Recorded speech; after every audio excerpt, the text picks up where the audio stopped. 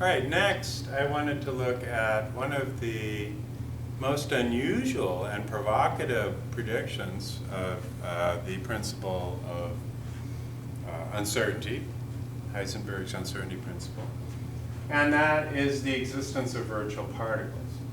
And so these virtual particles then are essentially created out of nothing, out of the vacuum. And because they can be created out of the vacuum, we have this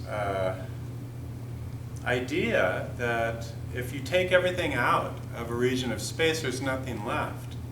But if this is a source of energetics for particles, then we have to redefine what we mean by the vacuum. And so we might wonder then, well, come on, how can you make something out of nothing? Well, the uncertainty principle tells you that you can borrow a certain amount of energy from the vacuum as long as you pay it back fast enough. In other words, if you think of this as being the lifetime of the particle, that's how long you can violate the principle of conservation of energy for to create a particle out of nothing. And so you go, well, yeah, but how do you create something out of nothing? And the answer is, well, under certain conditions, nothing is unstable, and it naturally wants to become something. So that may seem like a very strange concept, but that oftentimes in physics, the expression is used, that which is not forbidden is compulsory. Okay, and so what that means in this case is that if the uncertainty principle allows for this to happen, then it's going to happen. And that means that you can essentially get particles out of nothing, out of the vacuum. And so what does this mean in terms of, let's say that you go to the bank and you have a good enough credit to borrow $10 for a month. So they go, okay, we'll give you $10, but you have to pay back a month. Okay. But imagine that this is the kind of bank that for the shorter duration of borrowing, you can start borrowing more. So I could borrow $4 for a week. Or I could borrow $400 for a day. Or I could borrow $4,000 for an hour. Or I could borrow $40,000 for a minute. Or I could borrow $100 billion for a microsecond. Okay, that would be, now, the amount of time it would take to process that loan and to get your money and then to try to do something with it, it wouldn't be worth it. But with particles, they can interact with other particles, even though they come and go so quickly that using our measuring instruments, we would never be able to measure that they were there. And surprisingly enough, the existence of these virtual particles, as we'll see, defines how forces work, how forces that act through a distance can actually be thought of as the mechanism for this, for all of the forces of nature, all the known forces of nature, is to exchange or throw back and forth virtual particles over a certain length of time. And you can generate a force by doing this. Okay? And so this whole idea then, very strange, but has incredible repercussions for the laws of physics. Okay? And so for my example then, let's say that we have a Rho meson that has a lifetime of only 4.4 times 10 to the minus 24 seconds. So that would just be 4.4 millionths of a second, right? And let's find the uncertainty in the energy and then compare that to the rest energy of a Rho meson, which is a real particle that we can find existing in nature. But in this case, we clearly must be looking at a virtual particle because it only lasts this long before decaying. So this means we had to pay back the energy that we borrowed from the vacuum very quickly because there was a lot of energy that we borrowed. All right. So with that idea in mind, let's find the uncertainty in the energy. Delta E then is going to be equal to h bar over delta T. This is our delta T, 6.63 times 10 to the minus 34 joule seconds divided by 4 pi times delta T. We've done this a couple of times now, but just with different values for delta T. 4.4 times 10 to the minus 24 seconds. So that'll give us an uncertainty in the energy in joules.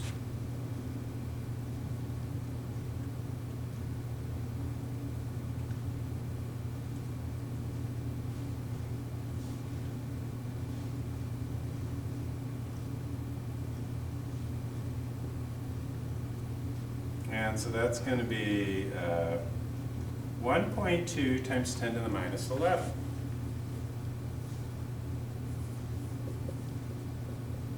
Joules. Now let's convert that to MeV, because typically the rest energies of particles are on the order of millions of electron volts.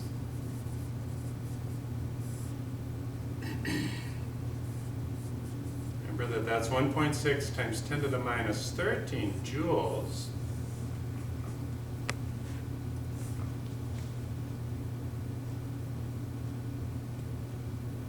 And so that gives us 75 MeV. But it turns out that the rest energy, which is equal to the mass of the rho meson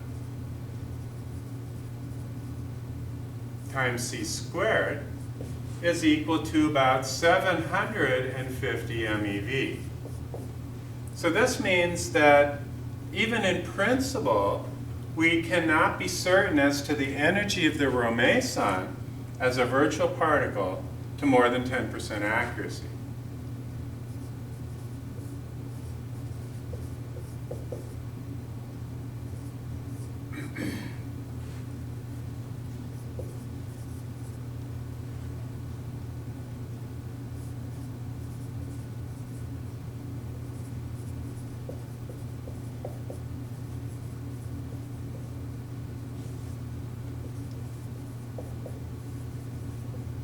Even in principle, now this thing comes and goes so fast, they wouldn't have any measuring instruments that could do this anyway. But even in principle, with the most accurate measuring instruments that the universe could produce for us, we cannot measure the rest energy to better than plus or minus 10%.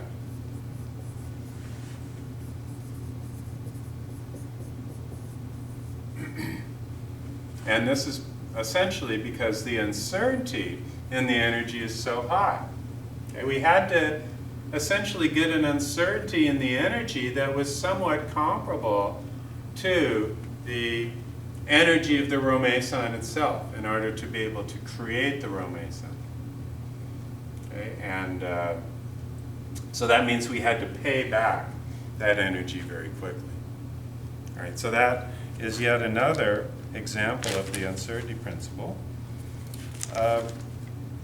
Now, as we go, we're going to have many more applications of the uncertainty principle, but what I wanted to do next was look just a little bit more at the properties of matter waves. So for the moment, we're leaving the uncertainty principle, but we'll keep revisiting it as we go.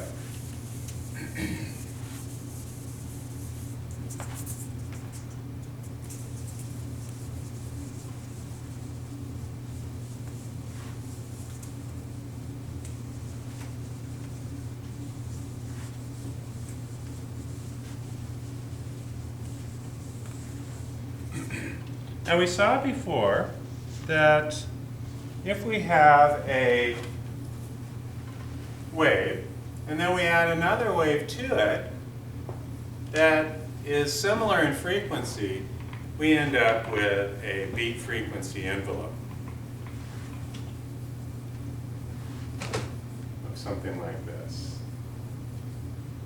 So we can imagine then that this particle looks like y equals a times the sine of kx minus omega t.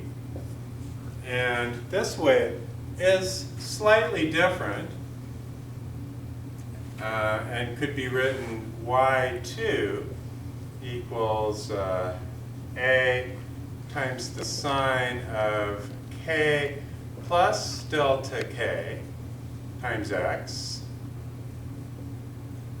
minus omega plus delta omega times t. And so if we added these two waves together and use a couple of trig identities, what we end up with is the equation for this wave.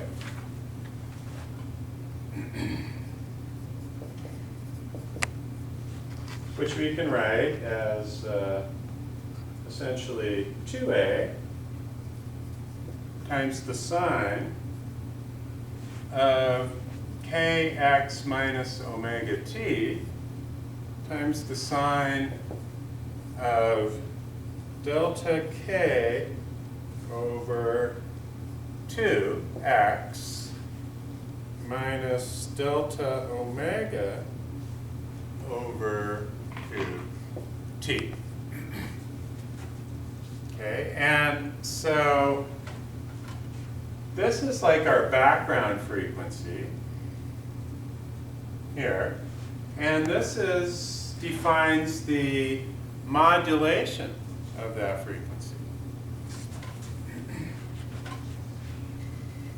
Okay, so this controls the pulse, and this controls the background frequency.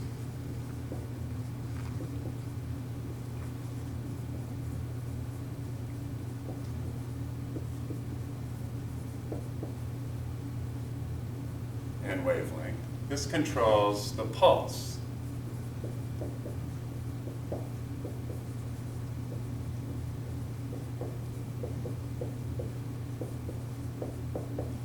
And we learned before that if you add a lot of these waves together, we can get something that just pulses once and then just has little tiny baby pulses out there that we hardly pay any attention to.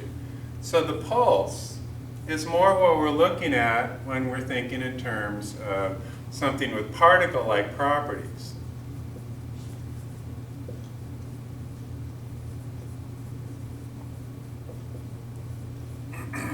Whereas the background frequency, what we saw before is that background frequency relate to, with beat frequencies in physics 2AB, relate to, say, the average of these frequencies. But as we start adding more and more frequencies, our expression gets a little more complicated, but we still have a range in delta k and omega values that's given by the same expression that we got by just adding two waves together. Okay, and so to simplify the math, I'm just writing it in terms of two waves. Then I'm also extrapolating that to what we would see if we added many waves together in order to narrow the pulse width and decrease the number of pulses to one. Okay, and so that's justification for doing this. Now, what I'd like to do next is take a look at what we call the phase velocity. Okay, so this is our background frequency, and so this is related to what we call our phase velocity. So in other words, how fast are the waves moving within the pulse? Not the pulse itself, but how fast are the waves moving that make up the pulse? Well, we can write that Planck's constant times the frequency for our wave pulse, for the phase,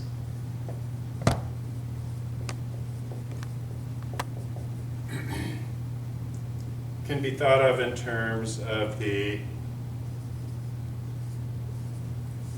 energy of the wave being related directly to mc squared. Okay, so we can rewrite then the frequency as being mc squared over h. And then we could then look for the phase velocity as frequency times wavelength equals v phase. So in other words, how fast are the waves moving, not in the pulse, but in the background waves that add together to make up the pulse. That's the phase that we're looking at here. And so that's the actual speed, basically, of any of these individual component waves that make up the pulse. Okay, so these are moving at a speed that we're trying to determine here. Okay, and so we can use that, and we can also use the fact that P equals h over lambda, and so therefore lambda is equal to h over P. So if we combine both of these together, then we can say that frequency times wavelength is equal to mc squared over h times the wavelength, which is h over mv, rewriting the momentum here as mass times velocity. Then we can cancel out a factor of the mass, we can cancel out Planck's constant, and we end up getting that the phase velocity is equal to c squared over v. Okay, so v then is the particle velocity.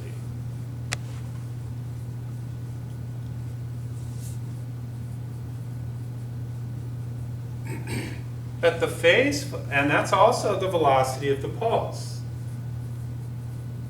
because the pulse defines the existence of the particle. So that's equal to c squared divided by a number that's always going to be less than c, because we know from our relativistic limits that the velocity can never be quite c for a material particle. And so this means that the phase velocity of these waves is always greater than the speed of light.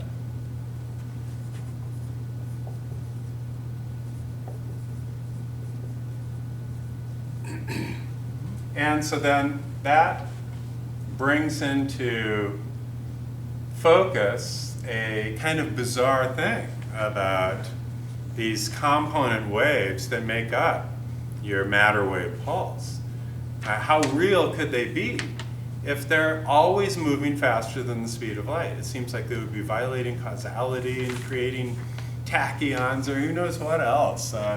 Tachyons haven't even been proven to exist, but they'd be particles that never travel slower than the speed of light. And yet, this is the result that we come up with when we analyze the velocity of these individual component waves. It's always greater than the speed of light. Whereas the wave pulse is gotten by looking, well, we know the velocity is omega over k. So in this case then, we'd be looking at the group velocity, and we'd want the limit as delta k goes to 0 of delta omega over delta k, which we would get from this expression. So in other words, the velocity of the pulse has to be such that the delta k over 2x minus delta omega over 2t stays at a point in constant phase on that wave. And so if we stay at a point in constant phase on the wave, then our group velocity becomes then just d omega dk. That's what we call our group velocity, or particle velocity.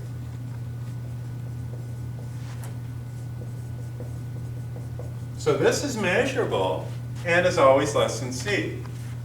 V group is less than c. And that's actually the v that we have down in this expression here. This is actually our group velocity. And so as we look at some of these problems then, what we see is that although the wave mechanics is at play in a similar way to many of the kinds of problems we looked at in Physics 208b. The actual physical interpretation of what that wave represents is perhaps not so well defined. And some people have even gone so far as to say it might just be a mathematical trick that gives you the right answer. We can't be sure, but we do know that it works, and that by following these principles through to their inevitable conclusion, we've come up with some of the most accurate numbers that have ever been developed in science. And so quantum mechanics does work and gives you very, very accurate results. So that is a good reason to want to try to stick with it.